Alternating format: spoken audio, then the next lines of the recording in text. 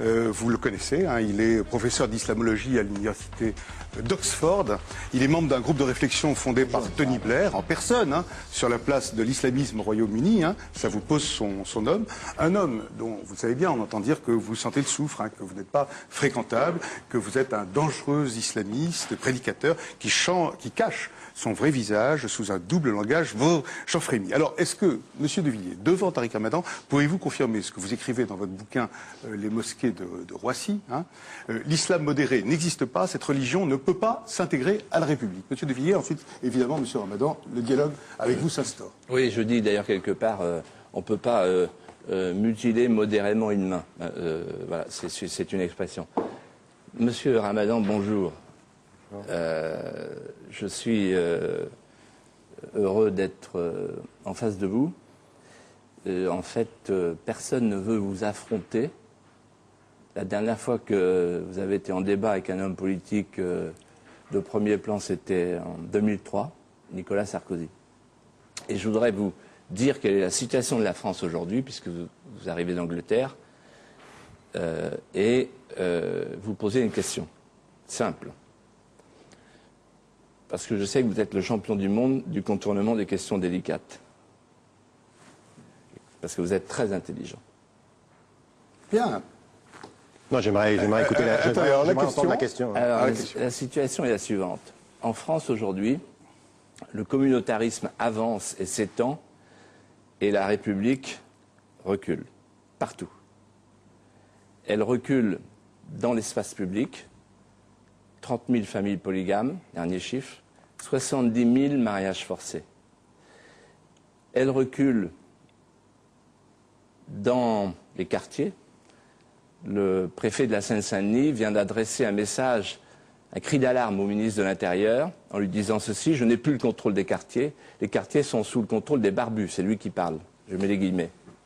Elle recule dans les hôpitaux. Chaque semaine, on a un médecin qui est tabassé par un islamiste qui refuse que sa femme soit soignée par un homme, au nom du Coran, disent-ils.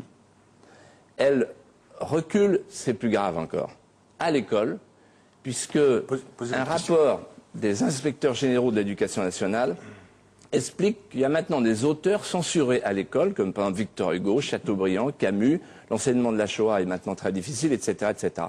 Alors voici ma question. Moi, je veux soumettre l'islam aux lois de la République. Ce n'est pas un problème religieux, j'entre pas dans la question religieuse, mais c'est un problème politique, c'est-à-dire qu'il s'agit pas, pour moi, ce n'est pas à la France à s'adapter à l'islam, c'est à l'islam à s'adapter à la France. Vous avez déclaré que vous étiez favorable à un moratoire sur la lapidation des femmes. Quand j'ai entendu ça, j'étais horrifié. Est-ce que ce soir, vous pouvez aller plus loin pour que les choses soient claires, clarifiées pour tous les citoyens français, et dire deux choses. Premièrement, il va répondre. Je remplace le mot lapidation par le mot interdiction, le mot, moratoire par le mot interdiction, interdiction de la lapidation, et deuxièmement, j'ajoute, oui, la lapidation est une pratique barbare. Ne lui faites pas sa réponse, il va la faire. Non, mais écoutez, pose une question si je suis intelligent, en tout cas vous êtes habile de commencer par cela, et je vais vous répondre directement. J'ai dit et j'ai déclaré d'ailleurs à l'émission en face de Nicolas Sarkozy que je m'y opposais, que j'appelais à un moratoire dans le monde musulman, avec l'idée qu'il fallait ouvrir un débat, et que je ne m'opposais pas, d'ailleurs, c'est pas la lapidation vis-à-vis des femmes, ça c'est un concept chrétien, le rapport lapidation-femme en islam, ça concernait tout le monde dans les textes classiques, et pour moi c'est la peine de mort, la lapidation et les châtiments corporels. Il faut cesser tout de suite ceci dans les pays musulmans, c'était ma position. Et c'était tellement d'ailleurs intéressant que récemment, tout de suite après la condamnation de Saddam Hussein, le gouvernement italien a pris contact avec moi pour savoir si on pouvait utiliser ce concept de moratoire dans ce cas-là et dans les cas qui allaient venir en Irak. Pourquoi ? Une suspension. Une simple non, suspension. ce n'est pas une suspension. Quand Amnesty International aux États-Unis demande un moratoire sur la peine de mort, quand le président Chirac demande un moratoire sur la peine de mort en Chine, ce n'est pas parce qu'il est pour la peine de mort, c'est parce qu'il sait qu'il n'y a pas de possibilité pédagogique d'aller vers quelque chose qui est la cessation, si ce n'est d'abord par un moratoire. C'est ma position, je la dis, je la répète et je la confirme. Et je vous dis une chose. Non, mais attendez, vous savez la différence entre vous et moi? c'est que vous ne direz jamais, vous, aujourd'hui, au roi d'Arabie Saoudite, que ce qui est en train de se passer dans son pays est absolument inadmissible. Et comme vous l'avez dit, barbare. Vous savez pourquoi? Parce qu'ils ont l'argent qui vous fera taire. Vous et toute la classe politique française.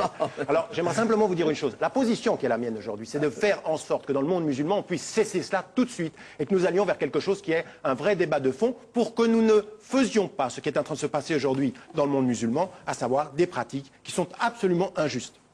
Je répète avec clarté que je m'oppose à ces applications.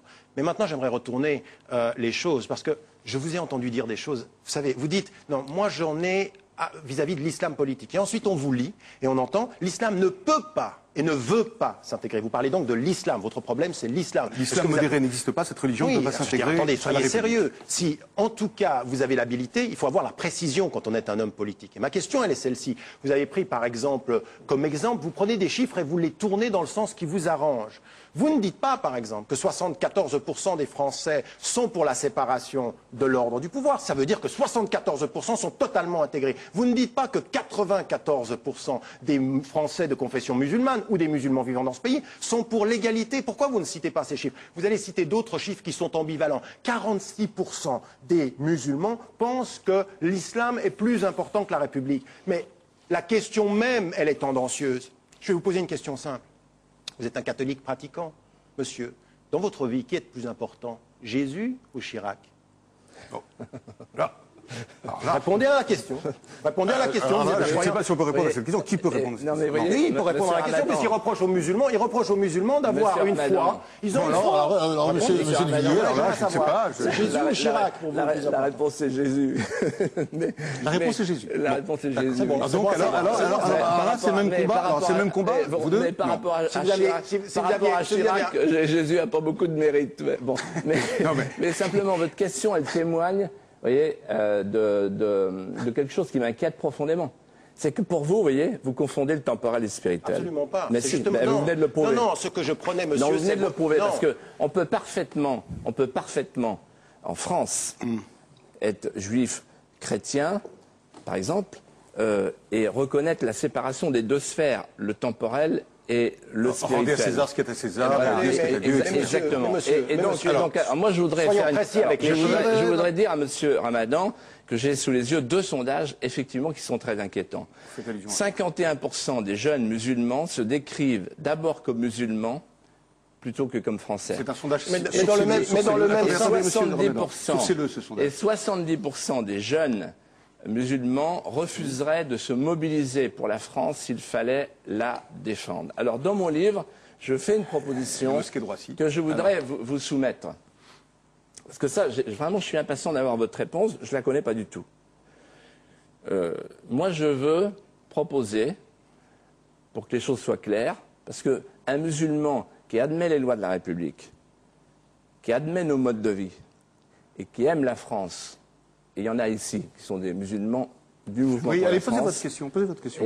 Il n'y a pas de problème. Mais écoutez, moi, je veux soumettre donc la construction des mosquées à l'avenir en France à une charte républicaine avec des conditions draconiennes, respect du principe égalité homme-femme, refus de la polygamie et des mariages forcés, interdiction des financements étrangers et respect de la liberté de changer de religion. Est-ce que vous êtes d'accord sur cette charte? Mais écoutez, le fait du refus de l'argent qui vient de l'étranger et qui soit de l'argent qui vienne d'ici en France, c'est une position que j'ai depuis 20 ans. Ceux qui s'opposent à ça aujourd'hui et qui acceptent de l'argent qui vient de l'Arabie Saoudite, c'est quand même les pouvoirs publics. Ils sont beaucoup plus acceptants de l'argent qui vient de l'étranger que de l'argent qui viendrait de la communauté des croyants ici sur le territoire. La deuxième des choses, l'opposition au mariage forcé, elle est extrêmement claire. L'opposition aujourd'hui, le fait qu'il faille respecter la loi républicaine. Vous n'êtes pas pour la charia en France? Mais écoutez, ma charia en France, c'est la loi de la République. C'est-à-dire qu'on a dit et répété cela avant même que vous commenciez toute cette espèce d'atmosphère de peur. Parce que votre but, en fait, c'est d'entretenir la peur. Vous êtes le faire-valoir de la politique française. Laissez-moi terminer. Vous permettez. Laissez-moi terminer. Est-ce que je peux terminer? Les gens qui ont peur, je vous ai écouté. Je vous ai écouté. Je vous ai écouté. Les gens qui ont peur, c'est les femmes voilées. Non, c'est vous qui entretenez la peur chez les Français. Ce sont les prêches, certains prêches de certains imams dans les mosquées. Écoutez, vous savez, ceux qui ont peur, c'est ceux qui ont peur des bombes, ceux qui se font fouiller dans les aéroports. Est-ce que je pourrais terminer? Un sacré culot quand même. Est-ce que je pourrais terminer? Est-ce que j'aimerais terminer? Vous êtes dans l'anecdotisme. On vous a posé la question, quand est-ce que cette révélation vous est venue? Ah, j'ai une anecdote. Mais la politique